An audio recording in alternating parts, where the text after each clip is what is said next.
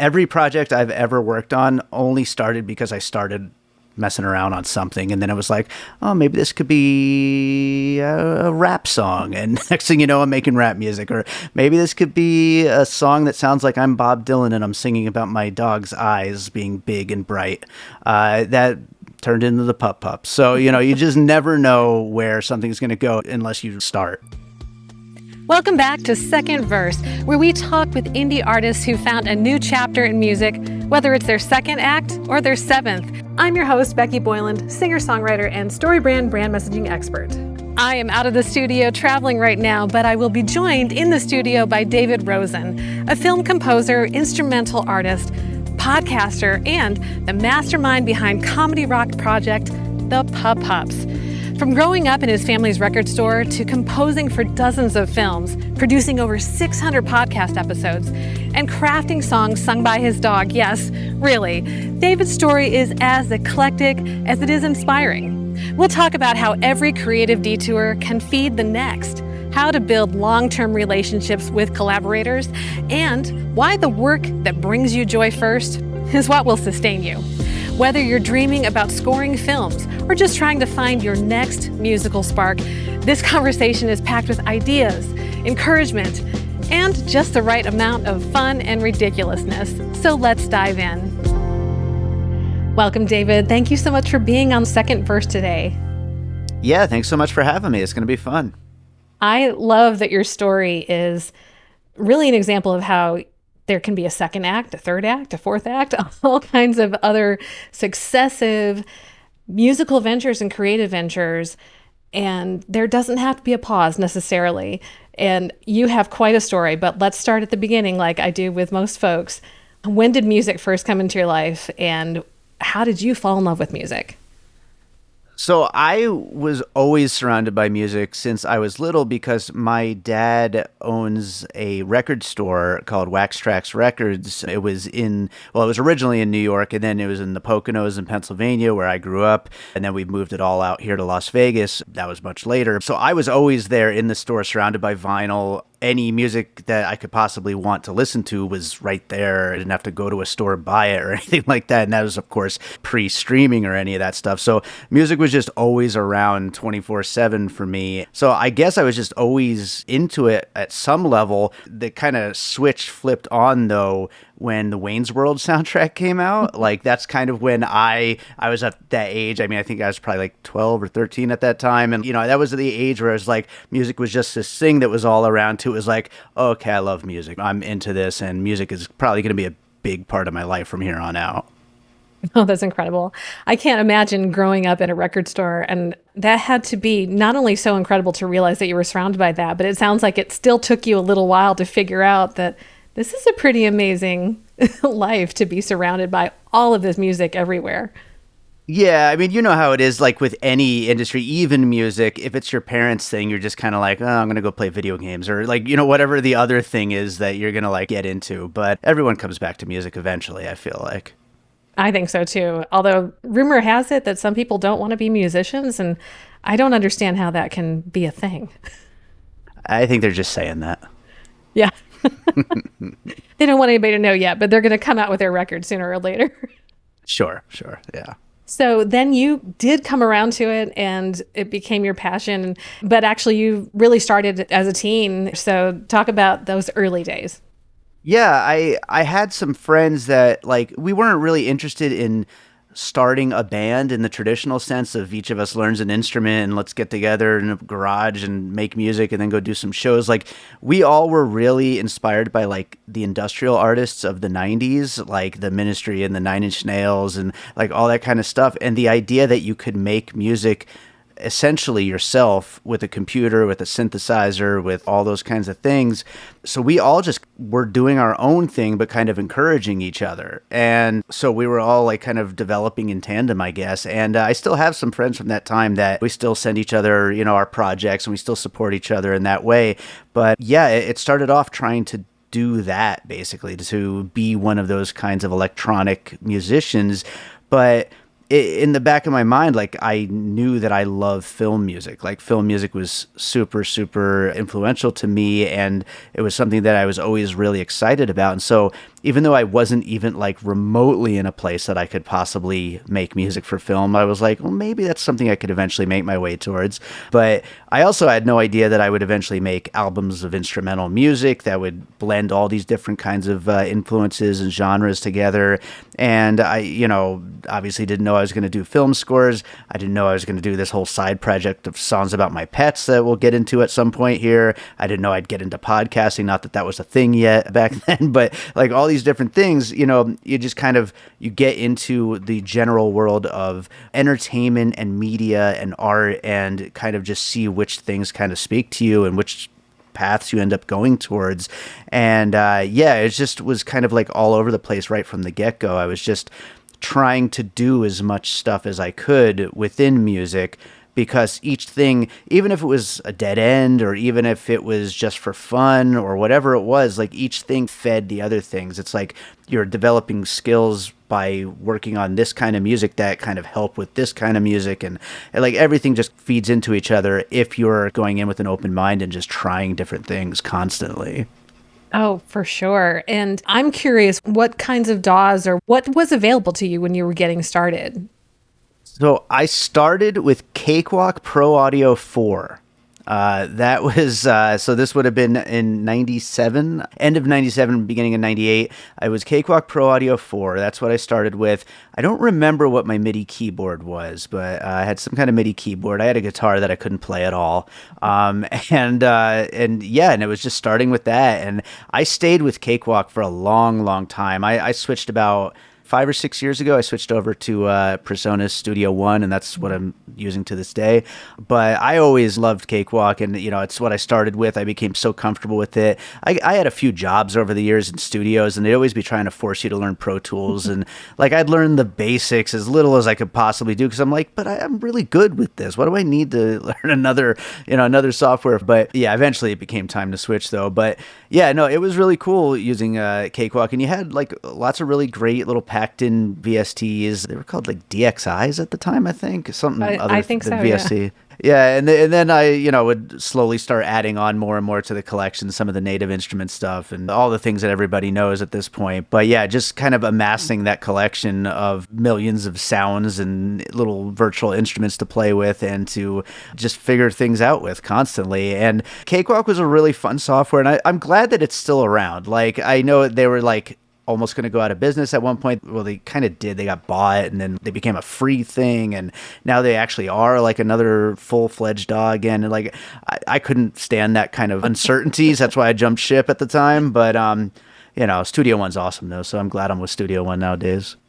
Yeah, it's quite amazing, the progression of how everything has changed and what DAWs used to be. And I mean, I remember starting with Reason when it didn't actually record. And so they created a companion called Record. Yeah. And then eventually had to bundle it all in there. And of course, it didn't use external VSTs. So it was very niche, very isolated from everything else. But it was pretty cool. And I liked it for a long time. And the funny thing was, one of the last times that I played with it now as a full-fledged DAW that's well used and well loved, it actually sounds better. People can fight me on this, but it actually sounds better. I had a plugin that I was very familiar with, and I dropped it into Reason, and I could not believe how much better it sounded, but it was just too much for me to go and switch back to that. But when people say that DAWs don't sound different, they really do sound different.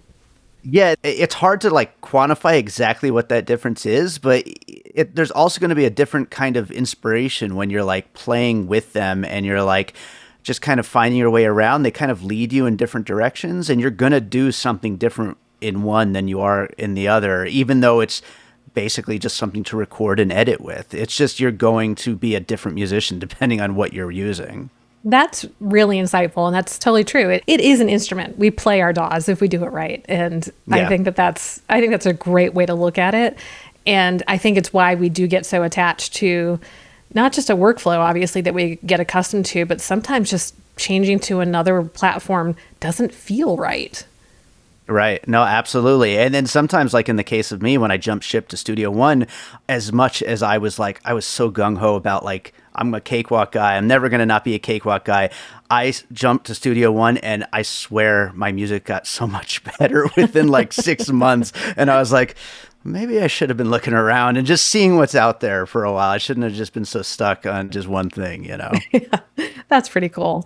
It is an impressive platform, that's for sure. I'm an Ableton Live girl, but there are Yeah. some things that I do like about several other DAWs that I miss, but they finally keep adding those little things that make me say, okay, yep, I'm going to stick with what I know and what I love, but there's Yeah. a lot of really great stuff out there. And I think that that's a good illustration for anybody who wants to get started, that just pick one. Just pick Yeah. one, roll with it, learn it as best you can so that you can make all this really great music. And they're all going to get you to the right endpoint if you just keep going. And then if they don't, then you'll have a good knowledge base to jump ship to something else. Yeah, you shift when you have to, but in the meantime, just you got to pick something, or else you're just not doing anything. So, yeah. Absolutely. So tell us about your cinematic music and just dive into that. Yeah, I've been scoring films now for, well, over 15 years, like closer to 20 years at this point. But in like the 2000s is when I like really started to try to get into it. And then it was in the 2010s that I really started picking up gigs. And I've been just pretty much constantly finding more and more gigs since then. And I've scored at least multiple dozens of short films. I've also scored probably like a dozen or two features, had music and television. I also put out these albums of instrumental music that are my way to put myself out there as an artist, and they reflect my biggest influences and basically what I want to put forth is what David Rosen sounds like as an artist. So at this point, I have 8 albums out, and I've got another one coming out at the end of this year, and it blends the stuff that I'm doing with film music with other kind of influences that I normally wouldn't be able to kind of fit into a film because, obviously when you're scoring a film,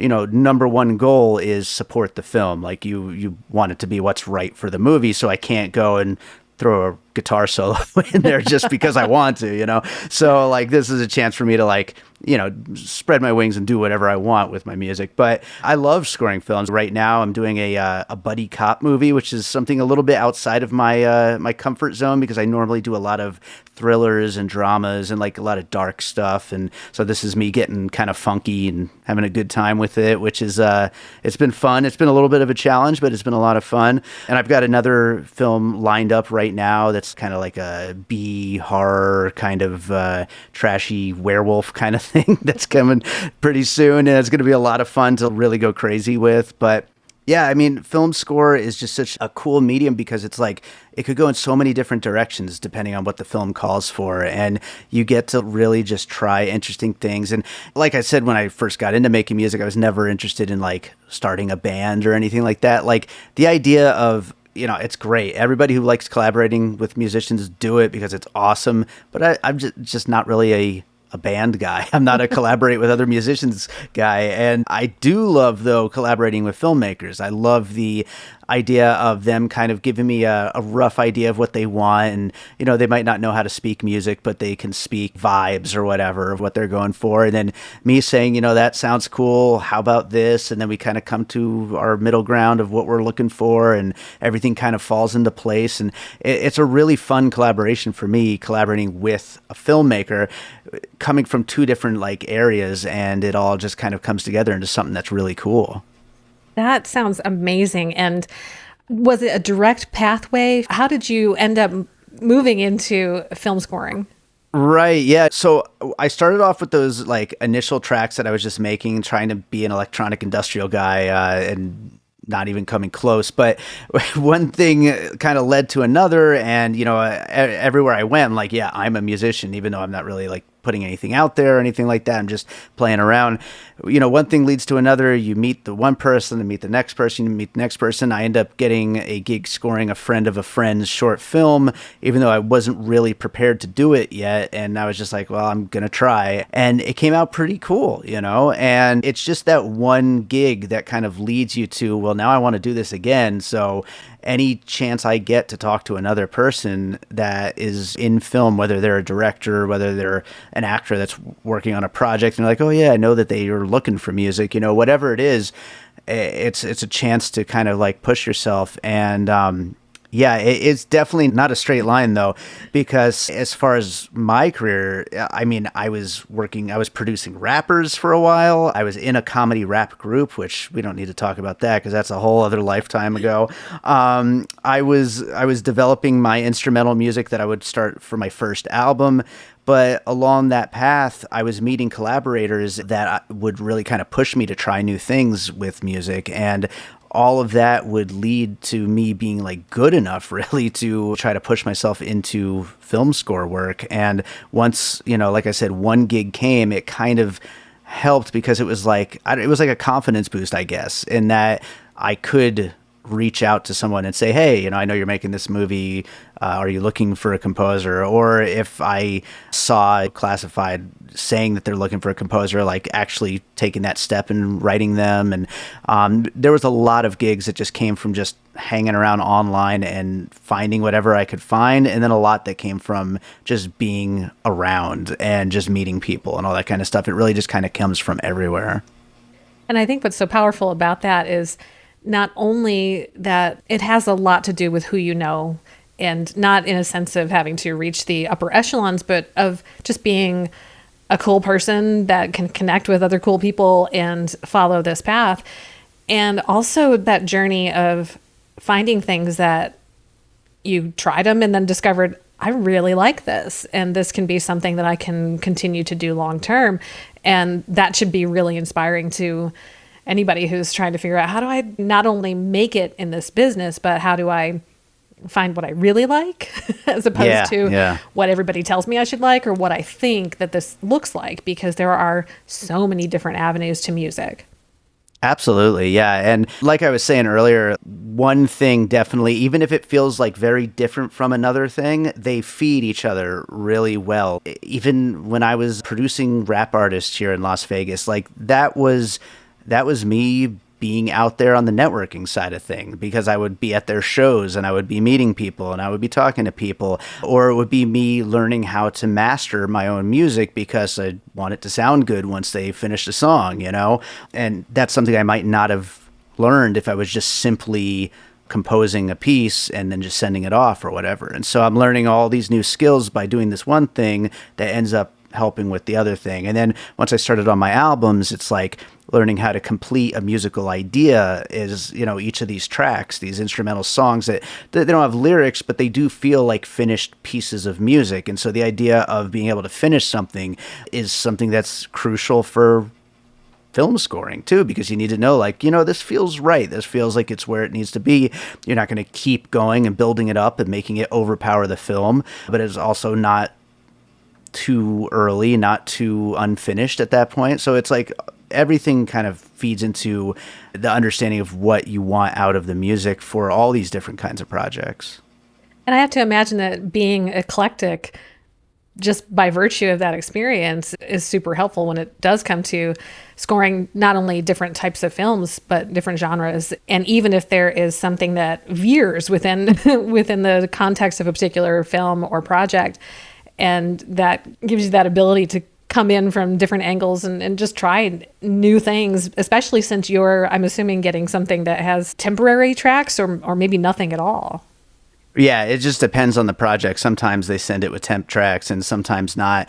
I prefer not, just so I can just kind of go in there and just go exactly what I'm thinking without getting something in my head. But I mean, if they already are working with something, that's fine. I work with that too.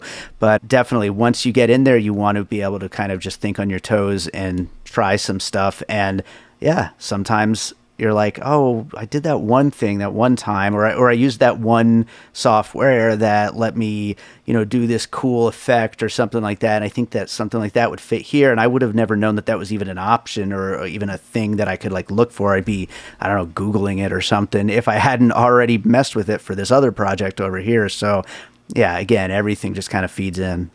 That's awesome. So you probably use more of the plugins than a lot of us have sitting on our hard drives. Yeah, I'm as guilty as anyone though of buying every Black Friday, and then I have way too much. But yeah, I use a pretty wide range of stuff. I use a lot of the Native Instruments stuff. I use a lot of Omnisphere on a lot of my stuff. A lot of the usual suspects. Probably some smaller things that people aren't as into, but yeah, it's lots and lots of different VSTs and the instruments, the plugins, the different effects, and all those kinds of things, and just trying to get somewhere with it and trying to figure out what works for whatever project it is. I love that so much. So then you have this very interesting project with your pets. Yes. Yeah. The Pup Pups is my comedy rock group with my dog Harvey, my 17-and-a-half-year-old dog Harvey, and our cats. And it's something that has been like a passion project of mine. I started it over 15 years ago when he was just a puppy. It took a long time because, quite frankly, I wasn't good enough at the guitar to get the ideas in my head down. And also I was busy. That was like the timeline of exactly when I was breaking into scoring films and doing all the other stuff in music that I've been doing. So to dedicate all my time to making silly songs about my pets was, a little crazy. But somewhere along the line, though, I got to a finished album back in 2023. And since then, I've already finished 3 more albums in the last year and a half because I'm just like, I don't know, I'm just having so much fun with it. And it's totally a just for me thing. It's like one of those things, and it's out there. And I actually got the last one pressed on vinyl, and I sold enough copies that it paid for the pressing. So it's like, hell yeah, I can't complain. But it's just something that makes me smile, and I just have so much fun doing. And if you were to look at my Spotify play history, it's like embarrassing how much of my listening is the Pup Ups. It's just like nonstop. But yeah, they were my number one listened to artist last year on the Spotify Unwrapped. It's so stupid. But yeah, it's so much fun though, because obviously we already were talking about film scoring, how it's like, you got to support the film. That's number one. So that's what I'm doing. And I do release some of my film scores as soundtrack albums. So, that's what they are. My David Rosen albums are, I kind of, as jolly and goofy of a guy as I am, my David Rosen albums are very like dark and kind of melancholy. And, that's just kind of the vibe of music that I love. And so I'm not going to make a song on a David Rosen album that sounds all of a sudden like some goofy rock song. That's just not going to happen. I don't have an opportunity to do that. So with the Pup Pups, I have a song that sounds like Huey Lewis in the News all of a sudden. And then I have a song that sounds like, I don't know, like Genesis. And then one that sounds like the Dead Kennedys. Like, it's just all over the place, me getting to try new things. And it's so much fun. I just got a whole new guitar for it. And I'm like, I got to just jam and try new things. And for anyone who's interested in the Pup Pups, basically the songs are all about just the silly, fun, like eccentricities of pets and just them, begging for snacks or sniffing butts or playing with tennis balls, whatever pets do, all the crazy stuff. And some of the songs are sung by my dog Harvey. He has a voice, and so he sings in his voice, and he also barks, of course, because he is a dog. And then some of the songs are me and just a variety of voices, just whatever the song calls for. I might be a blues guy on one song, I might be a classic rock guy in another song, just whatever it needs to be. There's a lot of Tom Petty-ish songs throughout the albums. And then one of my cats sings. The other one's just kind of meow on songs, but one of my cats does sing. But yeah, it's totally ridiculous. And the 4th album is about to come out. And honestly, I'm in the middle of scoring this feature right now. And I've got this other feature lined up. And I've got this new David Rosen album that's like 80% done, which will be out at the end of the year. But all I can think about right now is getting back to more Pup Pups. It's like all I want to do, You gotta follow the muse, That's right. And Harvey's 17 and a half. So, I mean, he's, we don't know how long he's going to be here. And like, will the Pup Pups continue after he's gone? Probably. But at the same time, it's going to be tough because he is the lead singer of the band. And so, how many bands continue on once the lead singer goes? It's a tough thing. But, there's so many ideas to get into. And of course, the cats, I could do a whole album just about them. So. Oh yeah, I would want to hear that for sure. I had a 19-year-old cat. She recently, I had to say goodbye to her, but she was my studio cat. Yeah, she loved to actually sit by the bass pedal of the drum kit, which I thought was a very interesting place for her to hang out. But she used to enjoy that when she was a little bit younger. But my question is now: does Harvey is he work for hire or does he get, splits? Right. That is the question. Luckily, because he's so old, like he's just sleeping most of the time, so I could kind of sneak it out without like getting any kind of contract signed with him. Like he just doesn't realize it. But yeah, if anybody else wants Harvey on their album, though, they're going to definitely have to like go through his lawyer, and we'll get some real good contracts going on that for sure. Yeah. Well, he gets room and board, so he's well supplied for this project. Yeah, and all of his medicines he's on, and his vet bills, which they're way more than any of my studio bills. I'll tell you that much. They really do start to mount. That's for sure. Yeah. We'll be back with more after this break. Second Verse is sponsored by Attitude Creativity.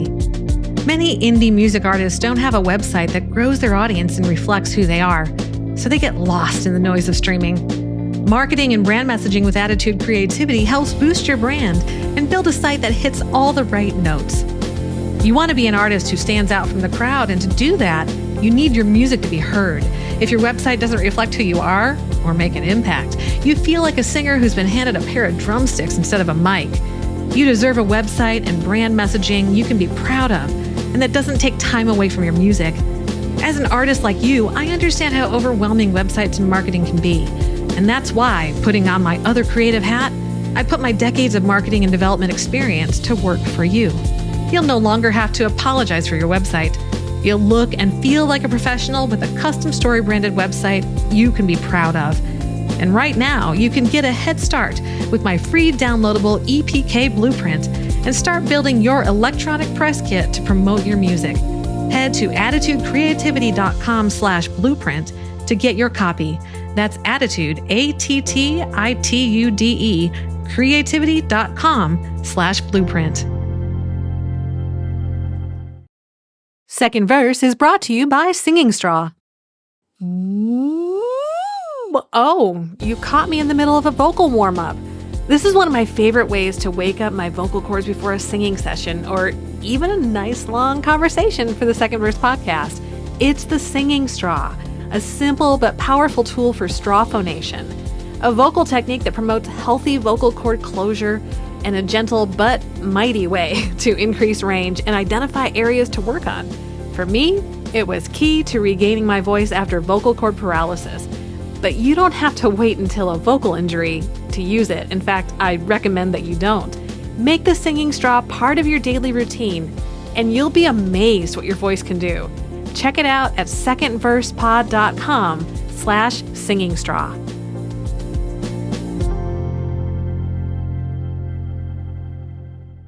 What other projects do you have going on, as well as the films and the Pup Pups that we've enjoyed talking about?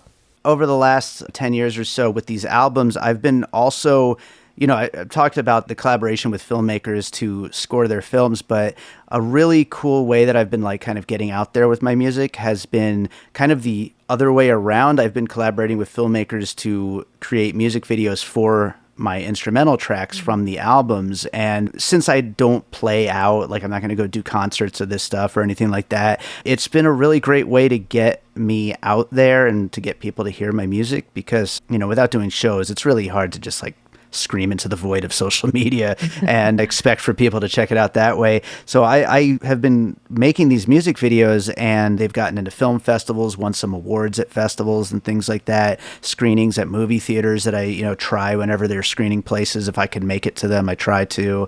But yeah, I've had at least one or two music videos from each of the albums that I've put out over these last 10 years or so. And I'm currently working with different filmmakers on 4 music videos for the next album. My next album, it's called And Other Unexplained Phenomena. And this is the one I was saying will be out towards the end of the year. And this is kind of my, I don't want to say it's like the big one or something like that, but since 2018, I've had this kind of winding road of where my David Rosen albums have taken me. And at one point I was developing this album and another one at the same time, and it was all going to kind of come out together. And then the pandemic happened. I went in a different direction, and then I got busy with my podcast, and so I went in another direction. And anyway, I'm finally at the point where it like makes sense to release this thing. And combining this and my last album that came out at the beginning of this year, it kind of clears the slate for me, where it's like I have no unreleased, unfinished music, and anything I put out next year or the year after is going to be music I made next year or the year after, which I'm very excited about. It's kind of frustrating to have all these like half-finished ideas that I love and I really want to finish, but like at the same time I want to start new things. And so to be at this like stopping point, it's going to be really, really cool. But yeah, when this album comes out though, I've got a stop motion animated video that I'm working with a local artist on, which is just going to be super, super cool. We're also partnering with a local restaurant. We're just going to be like recreating part of the restaurant in it, and it's going to be super, super cool. And then this other one that's going to be like a film like with an actress and some really cool effects and stuff and choreography. And so that's coming out. And then I already have 2 other ones that are completed and just waiting to go with 2 other filmmakers. So this has just been a super cool way for me to collaborate with filmmakers, like I said, in the other direction. And then, of course, I've worked with most of these people on their films as well. And so it's kind of that two-way street. And it allows for these tracks which don't have lyrics, but, you know, in my mind, they do kind of have meaning. You know, I obviously titled them all, and they kind of have these ideas to them, but at the same time, they're instrumental. So it's kind of like to be able to convey meaning for these in a visual way really kind of helps elevate them into something a little bit more than just straight up instrumental music. And so, yeah, it's really exciting to be able to put these videos together and to be able to work with these filmmakers in this way. And some of the videos I've made myself too. I'm not like a great video editor or visual artist or anything like that in that way, but I've been able to make at least like a half dozen of them myself that are, you know, using various like stock footage and effects and things like that, just playing around. And I use Vegas Pro is my video editing software, and just messing around essentially, but like with intention and finding my way towards a video and coming up with something that I feel like kind of speaks to the track and again like tells a story in a way.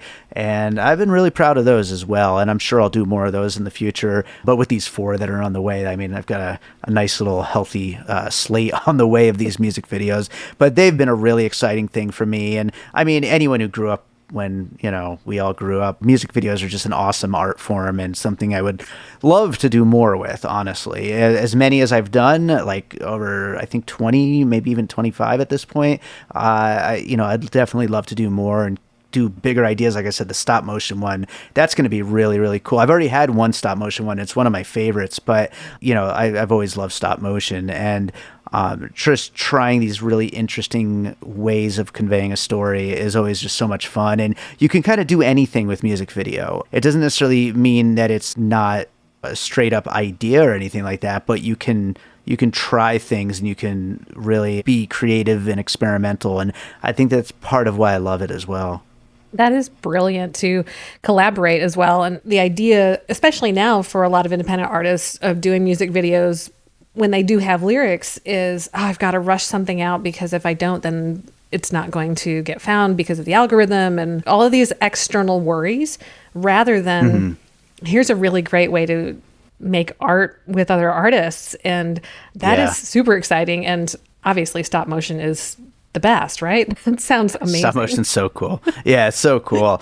But yeah, no, you're absolutely right though. Like, you know, of course, when you usually think of music videos, it's a marketing tool for the album essentially, but it's also a piece of art. And I'm certainly not going to get a crew and a bunch of actors together and shoot a film myself. Like, I'm not a filmmaker, you know, but if I could collaborate with somebody and I have this idea and they can kind of bring that to life, like, we're making something, and it's just super exciting to see it come to life. That is just such a cool thing. And I think that for someone who doesn't necessarily have existing relationships with people, it's a good way to look for others that, like them, are trying to make it, trying to grow their brand or grow their experience, and just maybe try somebody out and see how it might work out. And that could just be something that continues to grow and then maybe goes the other direction as that budding filmmaker learns, just like you learned with trying different techniques and working with different types of music. It's the same thing for other artists and other mediums. And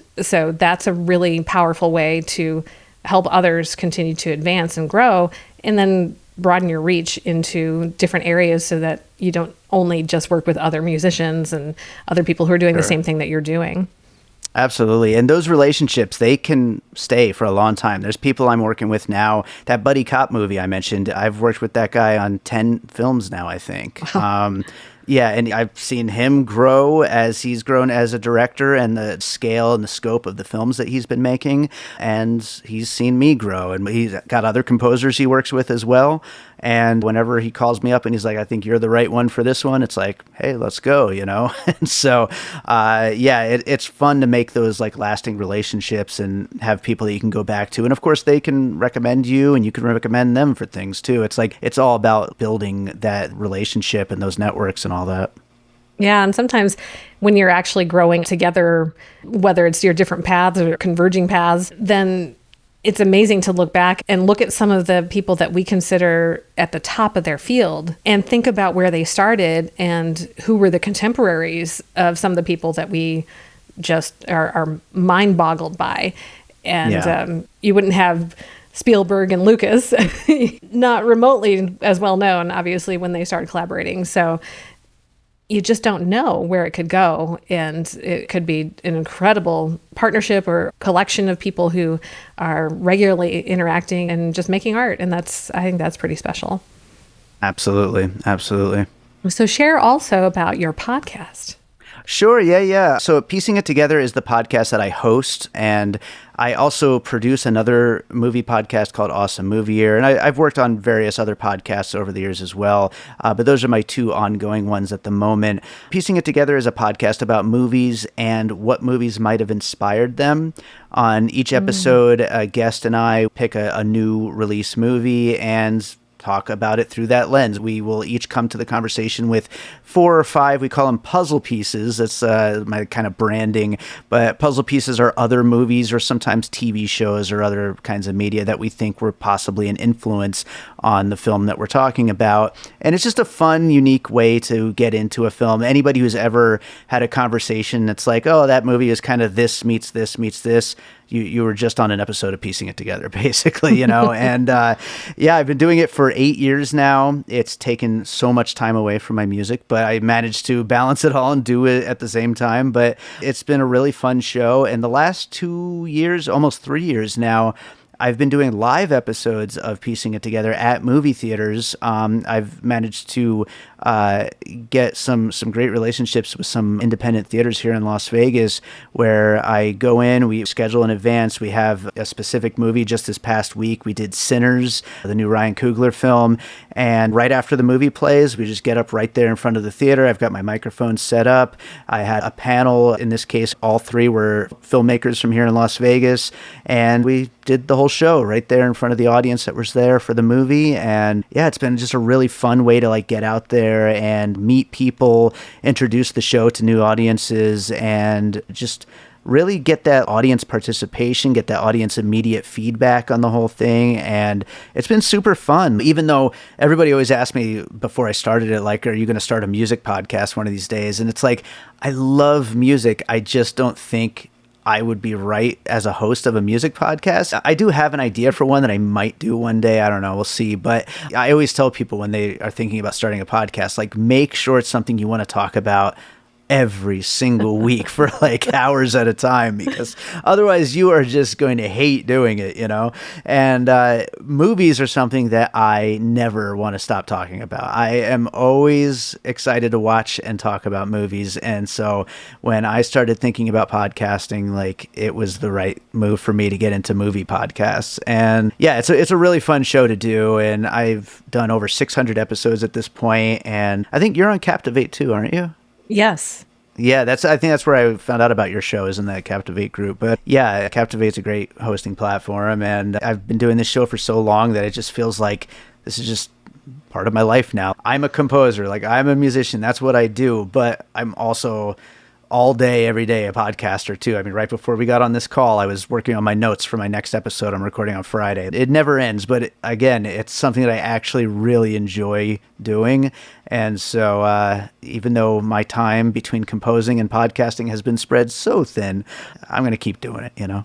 Oh, awesome. And there's always that need to have that other thing, sometimes that other creative outlet, especially as the primary creative outlet starts to take a priority. Then Yeah. you need to find, oh, I need another new creative outlet. And so you can see how the through line, though, of course, because of your composing and scoring, that there would be these natural connections that still bring it all together. And yet Yeah. they still also have their lanes. And that, I think that's pretty fun. For me, what's been so exciting about this podcast and this idea is I'm just learning so many people's stories that leave my chin on the floor because they're so inspiring, so fascinating, so fun. And it's just such a great thing to be able to have these conversations. I'm just so glad.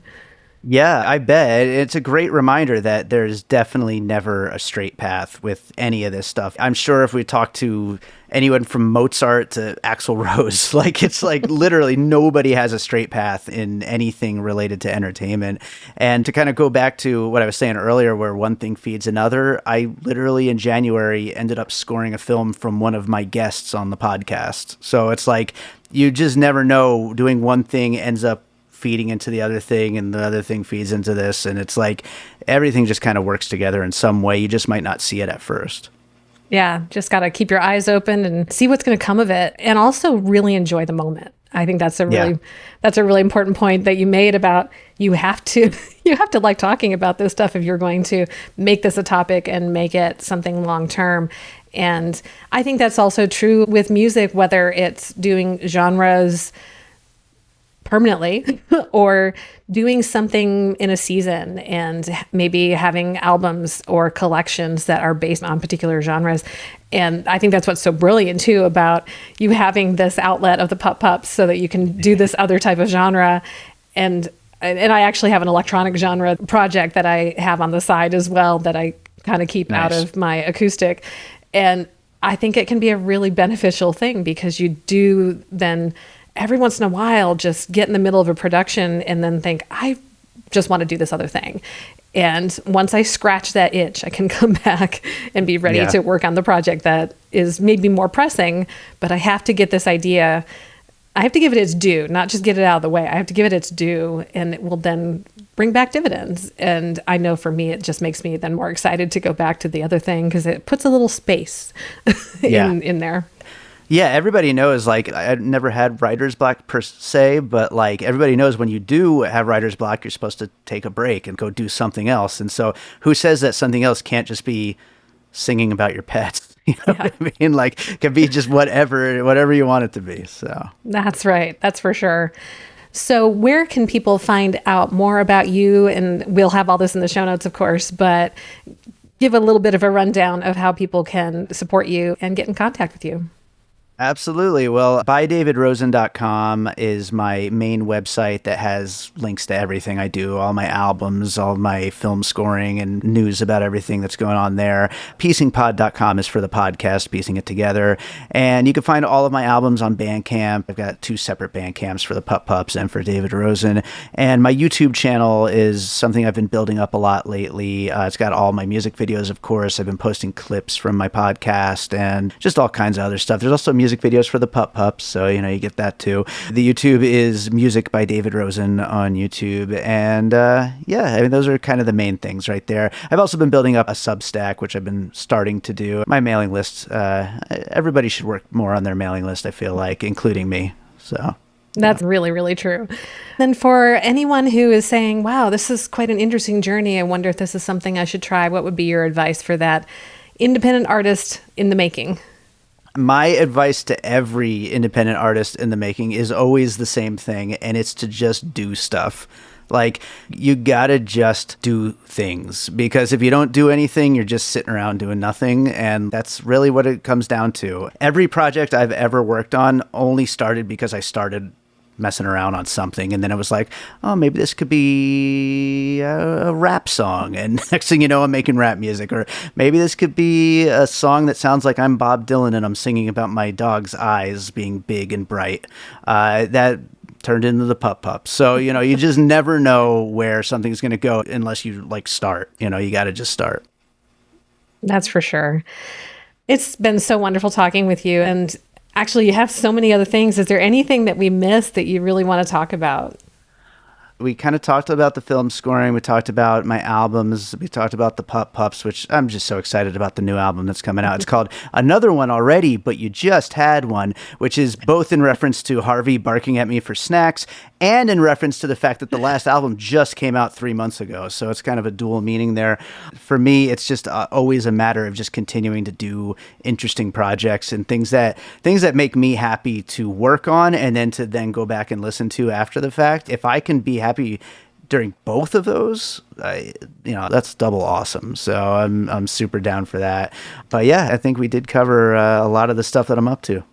And I think that should be so motivating for our listeners, because if you love this stuff, if you love what you're doing, you love the art that you're making, you love the music that you're creating, then whatever comes next will just be a reward on top of that.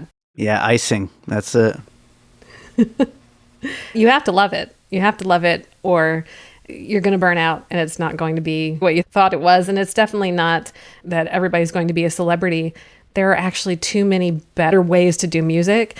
So just finding those exciting niches and how to be involved in a way that you can do it forever and absolutely love it is super exciting and very motivating.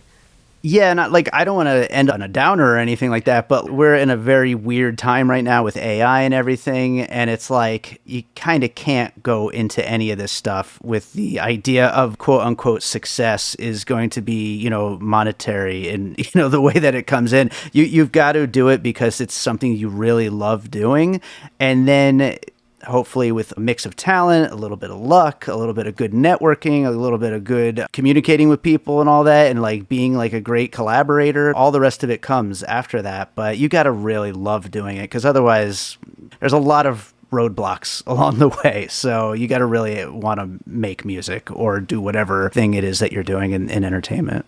That's for sure. And if you've listened this far, we know that you love making music, and yeah, we want to encourage you to continue to do that. So thank you so much, David. This has been a blast. I've really enjoyed talking to you and hearing about all the different types of music you have going on, and I can't wait to share it with our audience. Right on. Well, thank you so much for having me, Becky.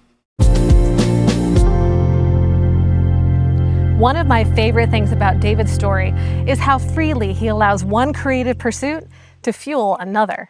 Film scoring, albums, comedy rock songs about his pets, they're not distractions.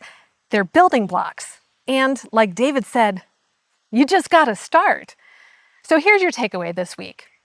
If you're waiting for the right thing to pursue or the perfect idea to execute, don't. Start where you are. Try things. Make stuff. Everything you try teaches you something, and it all adds up to your next breakthrough. And from a branding perspective, this is a great reminder that you don't have to limit yourself to just one identity. If you're an artist with multiple projects or interests, think about how they complement your personal story. Clarity doesn't have to mean confinement. If you love this conversation, be sure to follow the show, leave a review, and share it with a creative friend who needs to hear it. And now, enjoy David Rosen's exciting instrumental track, How to Start a Fire. And as always, keep chasing that second verse.